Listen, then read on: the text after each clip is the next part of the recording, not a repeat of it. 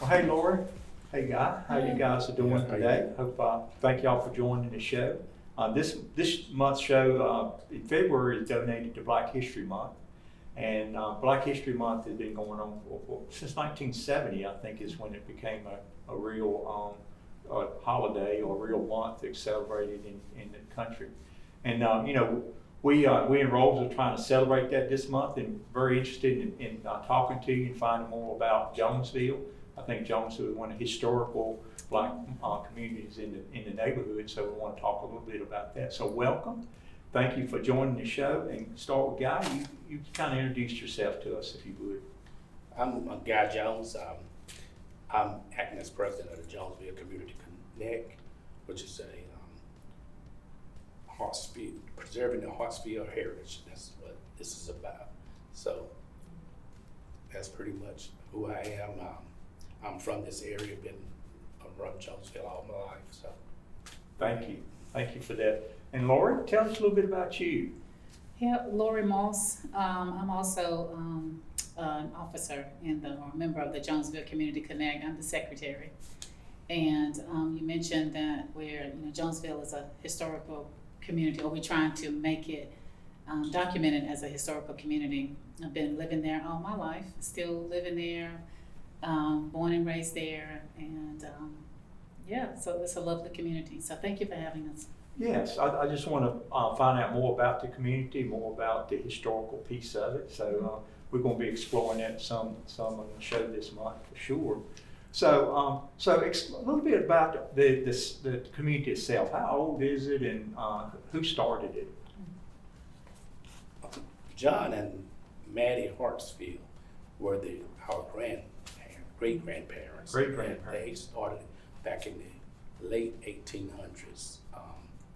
I think they got married in 1895 or somewhere around there, and they had 18 kids, and their kids started purchasing some of the land in that area, but this is where it started from. And John, I think his his father was Moses Hartsfield, and his mother was Sally Hartsfield, and then Patty, her father was Hannibal Walker, and her mother was Beatty Walker.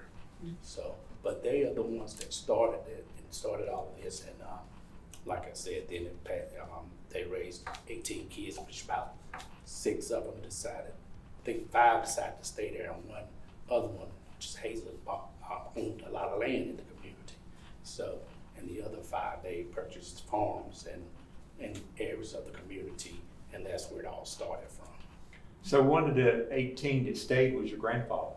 That's correct. So Lori, did your grandfather stay there too? We have the same grandfather. You had the same grandfather? Yeah, and our grandmother is part of the Hartsfield legacy. But yeah, our parents stayed there. Yeah. So a little bit about Black History Month. I know Lori, Martin Luther King's birthday was in January. We celebrate that every year. And I think you've done some work in that. A little bit about what does Black History Month mean to you personally, and also to the community out there? I've worked a lot with the Wake Forest community on the Martin Luther King, celebrating Dr. King and his legacy and what he contributed to society. So I don't know if this is our 39th year in Wake Forest, celebrating Dr. King. And I always say we work with the schools, we work with the churches, we work with the town. And I always say I learn something every year that I didn't know about my heritage. Every year, just working with the children, writing their essays and doing all the different things that they do. And it's kind of it's like an emotional roller coaster. You're just so proud, and then it's just so sad, and you're proud and sad. Right. So it's an honor to celebrate during Black History Month. Yeah. So the community itself, is it any celebrations, any type of events you guys? I know you got churches out there that probably do some stuff within the church, but as a community, do you guys have any celebrations? No, we haven't had any celebrations within the community, and one of the reasons is now we're just really coming together as a community, as an entity, and now we're trying to maybe put in place some of these things. But like you said, the churches have normally handled these things, handles those events, and so we kind of participate within the churches. And I think one of the better things for me is always hearing the history of what the blacks did back then, and different, you learning that history and kind of keeping that in the remembrance of what they done, and it's so important. And that's what, every year I'm so excited just to hear different stories. Like Lori said, you learn something all the time, and so, Yeah. but we haven't had any in Jonesville Community Connect as of yet, but that is one of our goals. Yeah, you mentioned the community. So I think maybe Jonesville started as a family community. Maybe is that fair to say? But now it's becoming more of a Right. a kind of a larger community that's not only family. Is that what's happening to the community? That's very accurate. Yeah, it started as a family, and then at one point where people moved in that they knew they were a part of a family that grew in. They were a part of that family, so they would move in, and that went on for years. And then later on, others start coming in that wasn't family, and so now it's just more a community, but we still have that family part within, and that we're trying to make sure that core that we're trying to hold on to. So I think you said it was your great grandfathers, grandmothers. So that would be 4 generations back. So I guess every generation or it's been growing the whole time. Jonesville's been growing. The whole time ever since just the 2 of them. So what do you expect in the future? You expect to continue to grow? You expect what are you looking for in the future? I know you just created the community group. So what are you expecting from that, and what do you expect in the future?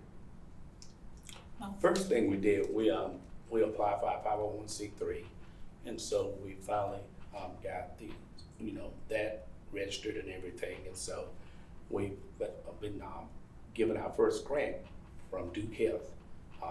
So we're trying to find other means of bringing in grants and things that we can enhance the Jonesville community, and that we can bring funding there to help us do some of the things we're trying to do. The second initiative, I'll let Lori talk about that. We're trying to, because we talk about safety, because as you know, there's building all around, going on all around Jonesville. So we're really concerned with safety. So we want, one of our very first initiatives is, can we get sidewalks from where the bypass is, going into Roseville to the end of Jonesville, because as we say, there's gonna be shops there. We wanna be able to walk there on sidewalks. So that's one of our goals, the 501c3 sidewalks, and then that safety component. And then what was the other one?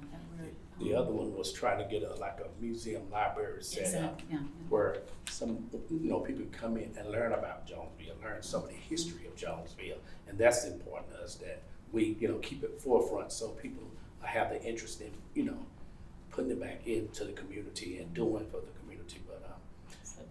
But to piggyback on what Lori said about the sidewalks, and I would just bring up a little bit of history on that, because when the bypass was put in, traffic wasn't bad at all before the bypass was put in. Once the bypass was put in, that brought triple the amount of traffic.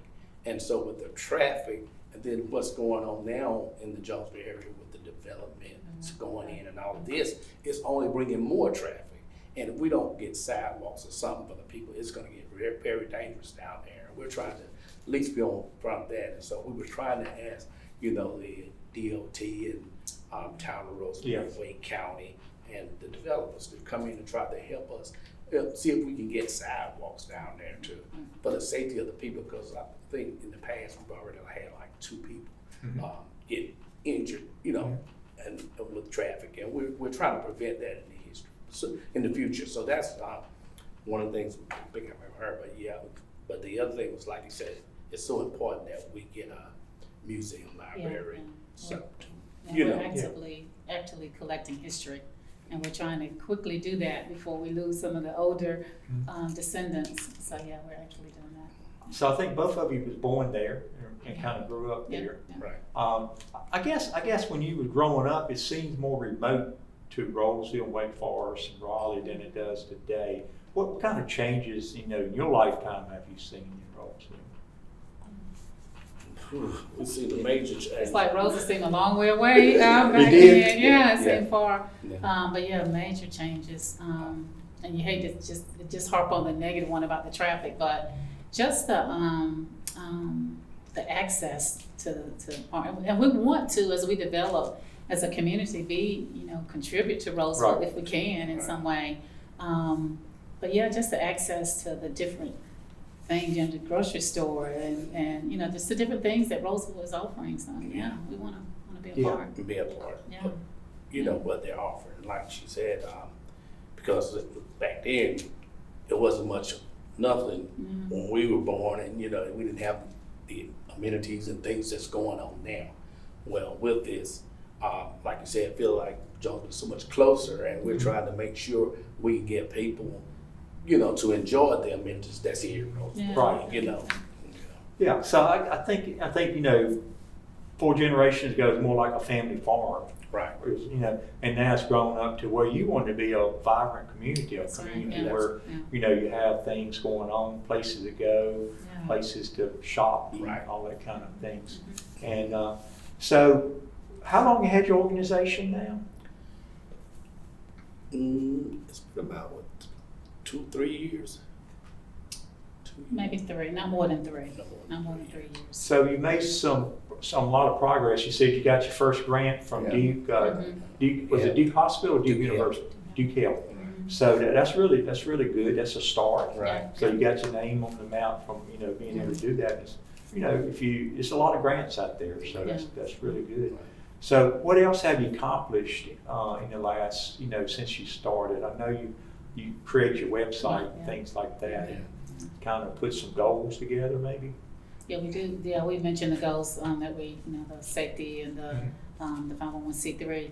And I think is a big part is just getting the community interested. Right. Getting them Right. to come to the meetings and to see what's possible with Jonesville. So we're still actively engaging the community. So yeah. And like I said, we're in discussion with other things that we're trying to do, but I don't want to share it because they're not out there yet, so in detail to us. So, but we are engaging the community, and that, like Laura said, we're trying to get them interested, and that's to make sure they come to the meetings and be aware of what's going on, because we think it's so important. And really, what got it really going was when all the development and stuff was coming in, and we had great people come to us and say, "This is what y'all need. This is what's happening around you. You need to be aware of what's going on." And that was so important to us because even though you're not going to stop a lot of stuff, you still got a voice, and we wanted to make that voice known that we were living there, and we love our community. We love our community. we that's the thing. We're preserving the Hartsfield heritage, and we love our community, and we want to make sure that the community is, you thought about when these developers come in. Yeah, I know you use the name historic in your title and stuff.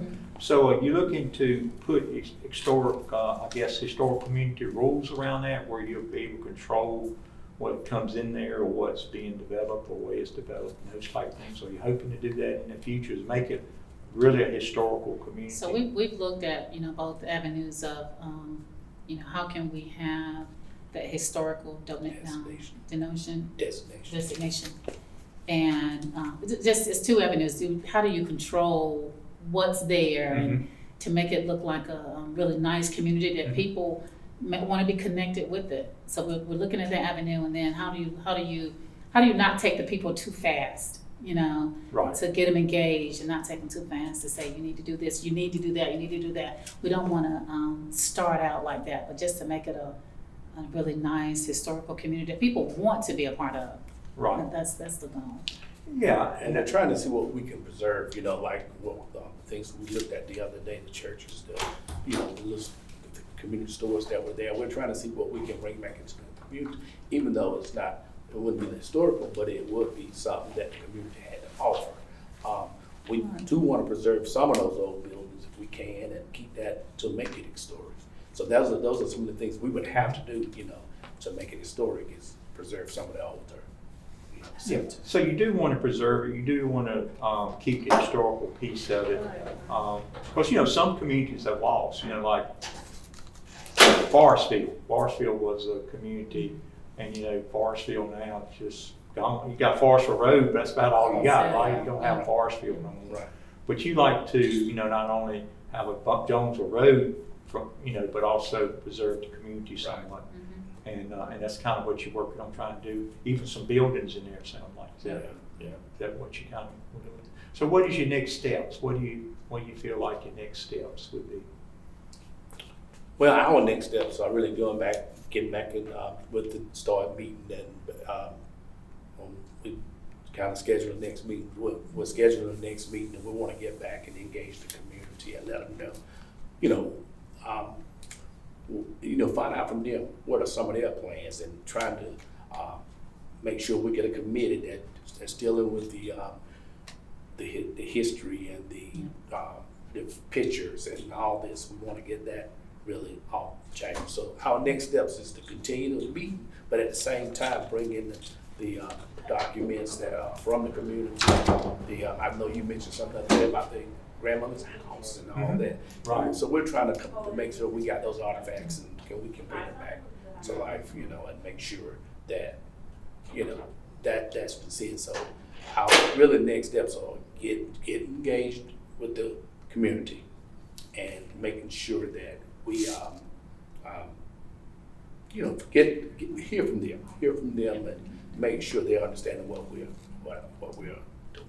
I think as soon as we can, I don't know if legally is the right word, get the Welcome to Jonesville marker. So as soon as we can get that, we definitely want to do that. Welcome to Jonesville. So what do you, 100 years from now, what do you think Jonesville will be like? What do you envision it to be? I would hope that it would, like I said, and I've said it again, we want to preserve the heritage, preserve the legacy, and we want to preserve things that are there now. And we want to try to hold on to some of these things. We don't want the lands to be lost and things to be lost. I want 100 years. I want to see see those things in fruition, and I want to see our kids and grandkids and come back and enjoy some of the things that their ancestors left behind for them. Mm-hmm. So that is what I would love to see in 100 years, and see a thriving community, not just a community, but a thriving community. Communities that can take care of itself. Right. That's right. That's right. Yeah. So thank y'all for joining the show. Anything you want to add before we break up? Anything that we didn't cover that you'd like to let everybody know what's coming up? Well, no, I guess the biggest thing that I would like to ask of the town of Roseville is ask that we get your support in what we are trying to do, because that would be most important to us, that the town of Roseville we have the support of the town of Roseville. That's very important, and because we want to be able to come to Roseville and say, we want to be a part, help us out, So that's really important to us. Yeah. We're trying to bring some things to the table. We're getting the grants. We'll bring something to the table. Okay. You guys can help us out and bring something as well. So that'll be great. That's great. Be part of the community. Yeah, Right. And we all getting closer and closer together, right? Yeah, That's we are. right. So thank you very much. I Thank appreciate you. it. Thank you, Thank you. guys. Yes, sir. Thank you. Thank you. Thank you, Lauren. Thanks for having us. Nice for having to us have you again. guys. Thank you much.